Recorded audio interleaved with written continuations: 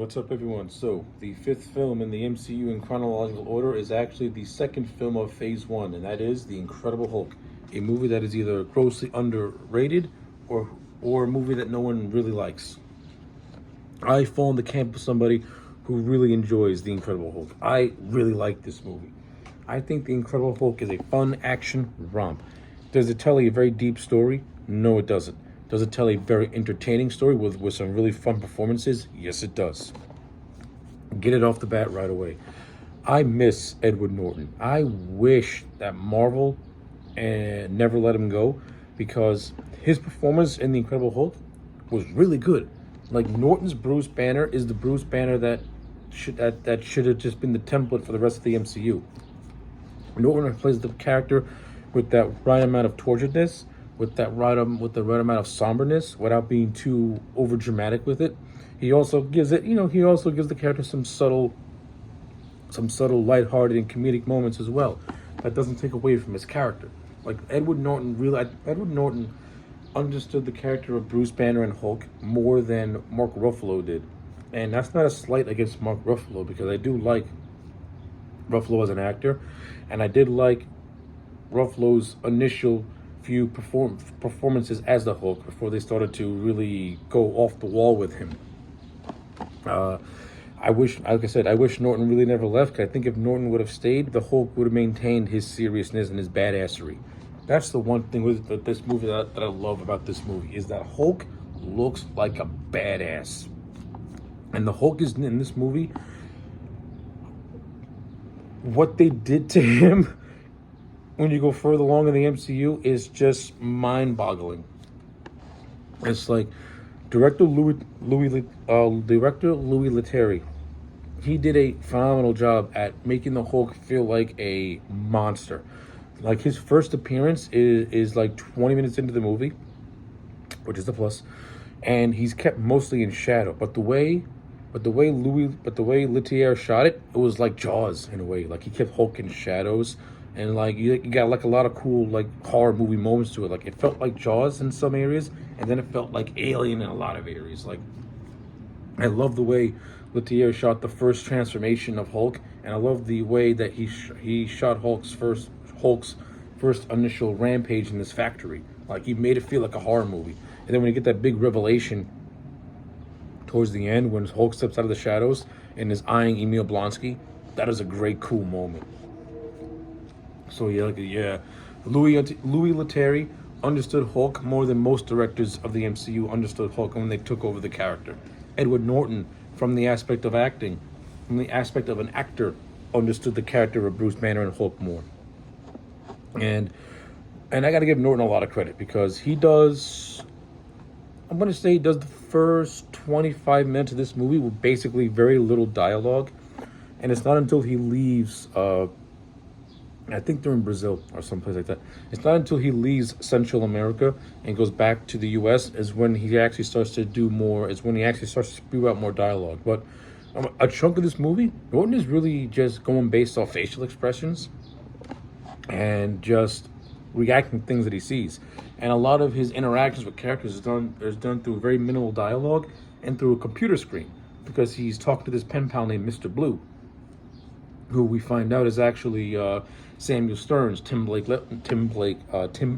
Nelson. So I like all that stuff. That just goes to show you just how good of an actor that Norton really is. Like, he doesn't need dialogue to act. He can just sell you based off his facial expressions and body language. He's phenomenal at it. Like, Edward Norton really is one of the best actors pretty much working now, and now, I should say. So yeah, I can't say enough good things about Edward Norton as Bruce Banner, as Bruce Banner / the Hulk. He's great. I like the interactions he has with characters. I like the relationship he has with Liv Taylor, Betty Ross. I think Liv Taylor fits the role better than Jennifer Connelly, and that's not a slight against Jennifer Connelly, because I liked her as an actress. But I think Liv Taylor and Norton have a much more comfortable chemistry with one another, and I buy it. And the scene where they finally reunite is actually really touching. I love the music in the background. That stuff is really that's good stuff. William Hurt, in his first appearance as Thunderbolt Ross, I love William Hurt as an actor, and I think he was perfect as Thunderbolt Ross. I like him a lot in this movie. I like how he plays that generic, stereotypical military man who just wants to use the Hulk to make weapons for the army. But when you actually watch the movie, he does have some of those moments of humanity that peek right through. It's just that he just holds it right back because he's putting his country first and himself second. So, but I do like the moments, especially when the big brawl happens at Culver University, and he thinks Betty dies. You can see just the horror and dread that is on that man's face, where he has the look of, oh my God, what have I done? I just killed my kid.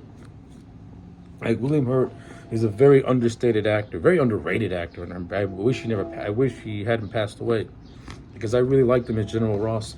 And when you watch, and of course, I mean, it sucks that they waited till 2016 to finally bring him back with Civil War, because unfortunately this is Ross's last appearance for like 8 years, which is a shame, because you could have gotten so much more story out of General Ross. And I mean, yeah, they're bringing him back for New World Order with Harrison Ford, but it's not going to be the same. It really won't be the same. And pretty much post this movie, and pretty much post phase one, they've done whatever they can to pretty much make as little references to this movie and General Ross as possible until Civil War. And that's a shame, because again, a lot of the characters in this movie deserve more shine. Like, Ross deserved more shine instead of waiting until phase 3 to finally dust him off. Thank you, Russo brothers, for that. Because you could have easily brought back Ross for Age of Ultron and Winter Soldier and him butting heads. And we could have seen his emergence from a military man to the Secretary of State. But for what we got in this movie, I like it. I like his character. I like the story. I like how he pretty much gives the super soldier serum to Emil Blonsky, played by Tim Roth. Another thing the MCU messed up. Tim Roth as Emil Blonsky. Is he a deep character? No. But is Tim Roth a badass, intimidating foe in this movie? Absolutely. I love Tim Roth. I'm a fan of Tim Roth. I like the on-screen chemistry with him and William Hurt. I think the character of Emil Blonsky initially in this movie comes across as just like this jaded military man who even says himself, if he was 10 years younger and had the mind that he has now, he would have been an unstoppable foe. And this is what inspires. Now, this is after the initial encounter of Ross's men with the Hulk, and the Hulk just washes all of them. But he sees that Emil Blonsky, he's got something special with Blonsky. So he gives him the super soldier serum. Now, of course, the super soldier serum was established in Captain America, and they make nice little references to WW2 and the super soldier program without having to directly mention Captain America by name. But but when you watch these movies in chronological order, you know what Ross is talking about. So we see Ross give Blonsky that version of the super soldier serum. And when you get to the Culver City battle, that's when we get to see the first initial stages as Blonsky with the serum within his system, not backing down, having enhanced speed and stuff like that. Like he has, but you can also see that he's slowly it's slowly taking over him, because it's established in First Avenger that the serum heightens you. Like, if you're a good person, it's going to heighten those aspects. If you're not a good person, it's going to heighten those aspects. And we see throughout the course of the film how the serum is slowly starting to affect Blonsky's mind. And once he goes meet Stearns, and Stearns adds that little piece of the puzzle, that's where Blonsky turns into the Abomination, a creature that Hulk now has to battle. Yeah, I think Tim Roth's entire journey in this movie, I love it a lot. And what they ended up doing with him in She-Hulk, shame on you. Shame on you. You took a cool, badass character, Emil Blonsky. Is he one-dimensional? Yes. Is he complex? No. But is he a lot of fun to watch on screen? Absolutely. You took that and you turned him into in She-Hulk. I don't know what the hell you did to this character. It's bafflingly bad how you destroyed Emil Blonsky in She-Hulk. You took away his badassery. You cut off his nuts, basically. Shame on you. Terrible. Oh, yeah. And the supporting cast that surrounds the four main principals, they all do their roles fairly well. You got Ty Simmons, who plays a character called Doc Samson, who is like a supporting character in the whole comic books.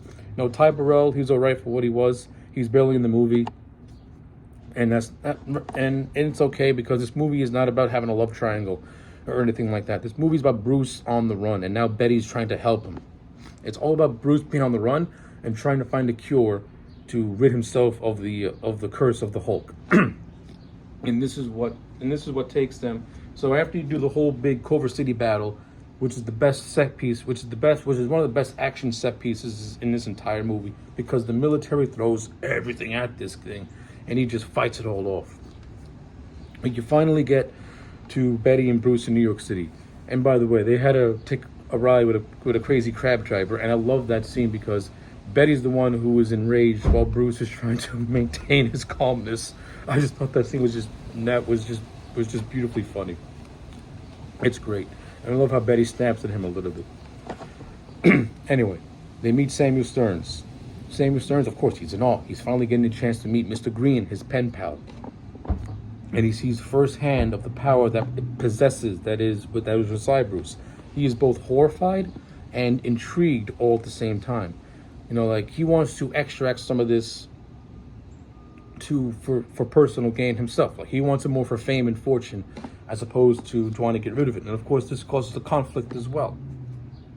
Now, I think he could have done more with Samuel Stearns and him wanting to have the Hulk's blood for himself a little bit more, but for what they did touch on and what he wants to do with it, and the fact that every sample that Bruce gave Stearns, he experimented on with animals and he kept a collection of it. You can tell that Stearns, you know, while a mild-mannered guy, he has his own personal agenda when it comes to this immense power within Bruce. And this is what causes the distrust with Bruce into Stearns. Of course, they get raided by the military. Bruce gets taken into custody, and basically Stearns is the one, like I said, gives Blonsky that final piece of the puzzle that turns him into the Abomination. And now we get to the whole third act in Harlem, where Abomination is tearing shit up. While Bruce is in custody, he and Ross and Betty pretty much have the conversation of basically all three of them created the Hulk. They all played their part in creating this thing. So instead of trying to weaponize it and trying to extract it, how about let's live with it and let's aim it and use it for good. And this is the beginning stages of Banner learning to live with the Hulk and learning to control the Hulk. And this is what leads to this really just off the wall battle of Harlem, where these two monsters completely just tear down this poor town. It's visual eye candy, and it's a lot of fun. I know a lot of people criticize the third act for being it's this very CGI action movie, blah, blah, blah. My friend, at the end of the day, you're watching a Hulk movie. I want to see CGI rumbles. It's a Hulk movie. At the end of the day, I want to see him smash shit up. And smash shit up, he and the Abomination did. The Abomination gives Hulk a run for his money, because no matter what Hulk does, he could not take this thing down until he finally gets a win, when he finally gets a win at the end. And it feels earned, because as Abomination is ready to kill Betty and Thunderbolt, Hulk did his classic Hulk smash, which was awesome.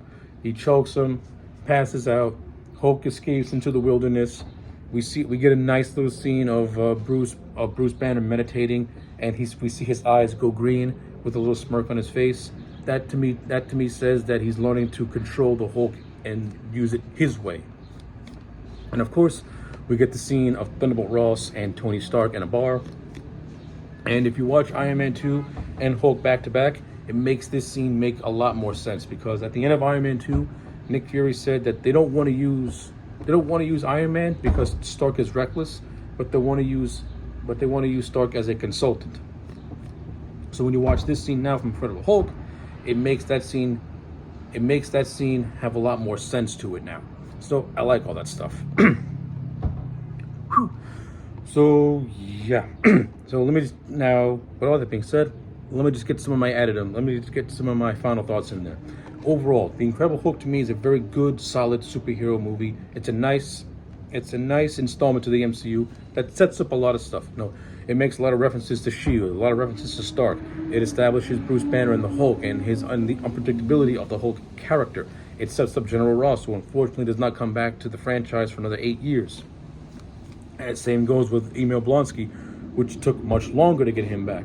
But more importantly, it sets up Bruce Banner and it sets up Bruce Banner. It sets up how he's at first unable to control the Hulk, and then as the film progresses, he learns to control the Hulk, which creates the question of, is he going to be a friend or is he going to be a foe later down the line?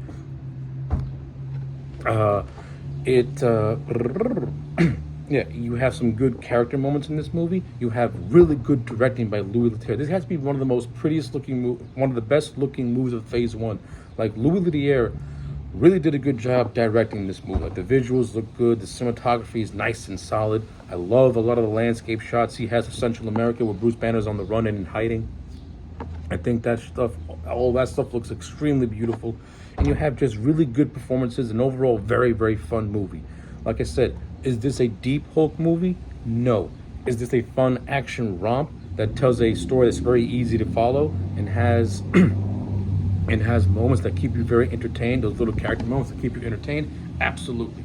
You know, like, I like the scene of Betty wanting to, you know, make love with Bruce one more time, but because Bruce can't keep his heart pressure too high, can't get his heart to go high, he can't do it. Like, I like it. Like, the little things that Bruce, you know, can no longer do because he has no control over it. It's good. It's sad. And it adds a lot more to his character. Like the poor guy can't even have one more moment with his girlfriend, because if he does, he might kill her because his heart rate, because the Hulk might come out and destroy and like kill her by accident. You know, and it's also like it's also darkly comical as well. So yeah.